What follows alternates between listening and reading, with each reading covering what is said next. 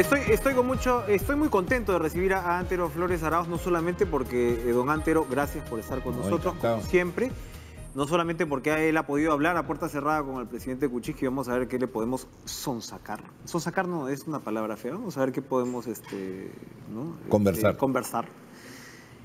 Pero además, por lo que le comentaba fuera de cámaras, por la experiencia parlamentaria que usted tuvo en el momento que el último presidente es vacado, Alberto Fujimori, y luego usted es presidente del Congreso cuando Alejandro Toledo se suponía, pues si nos ateníamos a los periódicos, pendía literalmente de un hilo. Así es. ¿No?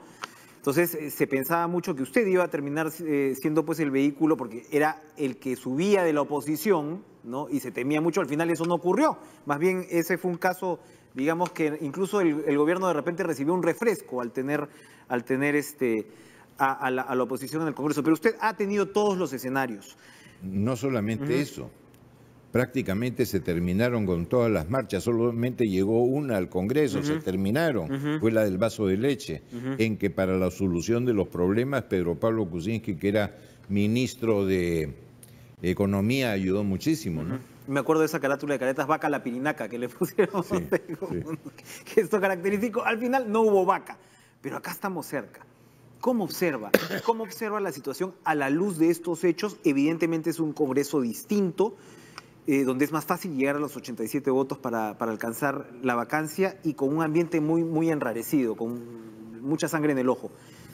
¿Puede Pedro Pablo Kuczynski sobrevivir a la jornada del jueves? Políticamente hablando me refiero. Va a depender mucho de él, porque si bien es verdad que ha ido en sus exposiciones de menos a más, todavía huele insuficiente y no ha generado en todos, por lo menos, sí seguramente en algunos, convicción de que no hay nada desdoroso. Acá no hablamos de delito, ni mucho menos, ni de infracción constitucional, hablamos de una conducta moral.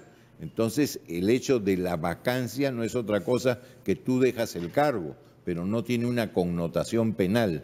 La connotación es de tipo moral.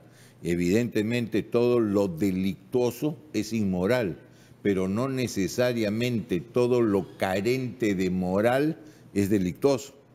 Acá se trata de un tema de conducta.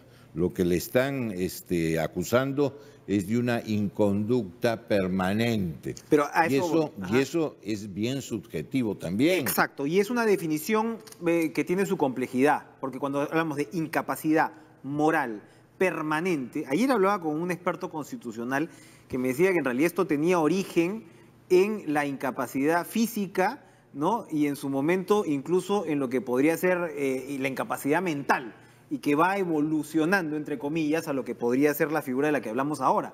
Pero sigue siendo demasiado subjetivo, sigue siendo demasiado abstracto.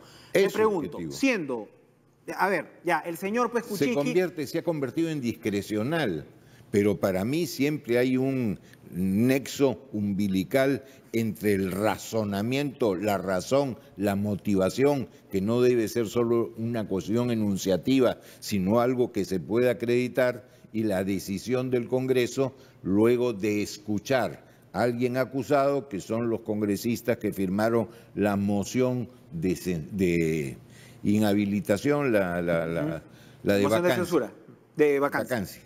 Y lógicamente tienes que escuchar a la parte denunciada, y la parte denunciada por la inconducta tiene que exponer. Entonces dependerá mucho del presidente lograr un grado de convicción en el Congreso para que muchísimas más personas piensen que no hubo inconducta y esto no llegue a más. Pero si los demás logran la convicción de que sí hubo una inconducta, que no es tema delictuoso, sino de tema moral, evidentemente lo van a vacar, ¿no? Incapacidad moral permanente. Haber caído en una puerta giratoria, digamos, hace 12 años, ¿te convierte en incapaz moral permanente? ¿Es posible hacer esta traspolación? Porque hay dos cosas. Uno es la inconducta supuesta de hace 15 años o X años. Y dos es lo que dicen lo actual. No es que fueras o no fueras. Si tuviste esa práctica, puedes aprovecharte en donde estás. Claro, es que me has estado meciendo. Yo te he preguntado y tú comenzaste que no tenías nada que ver, que esto no iba contigo, que tú eras la Virgen María, etcétera, y después tus mismas otras respuestas han ido acreditando que sí hubo algo, que puede ser bueno, malo, regular, es otra cosa. Pero la No fue lo que me dijiste originalmente. La inconducta es lo que se le imputa actual por esta mesida. Usted, sí. Y lo otro es la cuestión que sucedió. Esto que sucedió lleva a la mesida y la mesida te lleva a la denuncia para vacar. Entonces lo que tiene que hacer el presidente evidentemente es convencer de que no ha habido la mentira, que es lo que le están imputando. De su conversación la semana pasada con el presidente, ¿se sintió mecido? Mira, él tenía convicción de que no había hecho absolutamente nada y yo no tengo por qué no creerle. Lo he conocido más de 30 años y nunca le he visto una cosa que pueda ser desdorosa, ¿no? ¿Fue poco cuidadoso? Probablemente, ¿no? Sí, porque... En este caso usted es abogado, en este caso él debió hacer explícito su alejamiento formal, es decir, documentar su alejamiento de esta empresa Westfield mientras él ocupaba un cargo público. Quizás su situación de economista y no abogado lo hace ser menos, ¿qué te puedo decir?, puntilloso, por decirlo en alguna forma, de las cosas legales. Yo que he pasado por lo mismo, no en la presidencia, pero sí en lo mismo, porque he sido, cuando él fue ministro, yo también he sido ministro. Yo tengo, por ejemplo, una empresa individual de responsabilidad limitada. ¿Qué ha hecho usted con la empresa cuando ha Yo sigo siendo titular porque nada tiene que ver la propiedad, pero renuncié a la gerencia o pedí licencia, no me acuerdo, y se nombró otro gerente. Entonces yo dejé de tener representación, porque una cosa es la representación, la cuestión laboral, etcétera, y otra cosa es la propiedad. Son dos cosas diferentes. Si bien hay países como en Francia que no puedes tener no solamente cargos, sino no puedes tener la propiedad, en el Perú y en la mayoría de países no es así. Se distingue lo que es la representación. Tú no puedes hacer más cosas que tu cargo de ministro.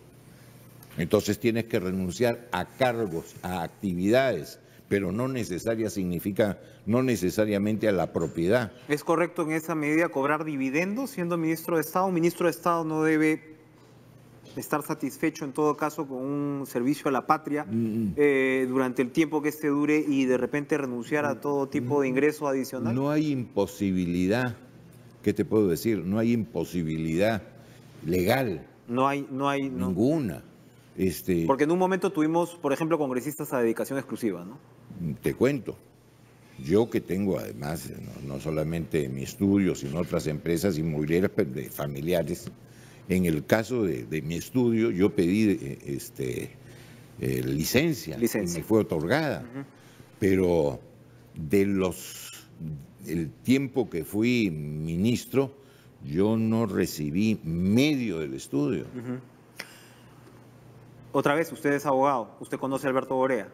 Sí. ¿Cómo Alberto Borea debería llevar la defensa tomando en cuenta la conversación que usted tuvo con el presidente? ¿Qué me atrevería a decir? Pero ¿cuáles deberían ser los Alberto Borea es un hombre muy competente que conoce mucho derecho constitucional, que ha sido parlamentario, que ha sido senador, conoce la Constitución al revés y al derecho.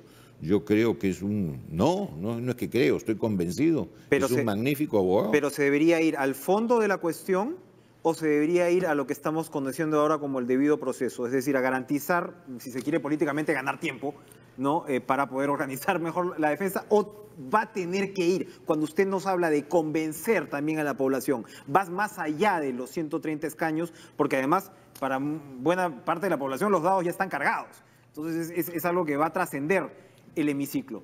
Mira. ¿Debe ir hacia un razonamiento estrictamente jurídico en términos del proceso o tiene que ir más allá a explicar el por qué Kuczynski, según él, no hizo nada indebido?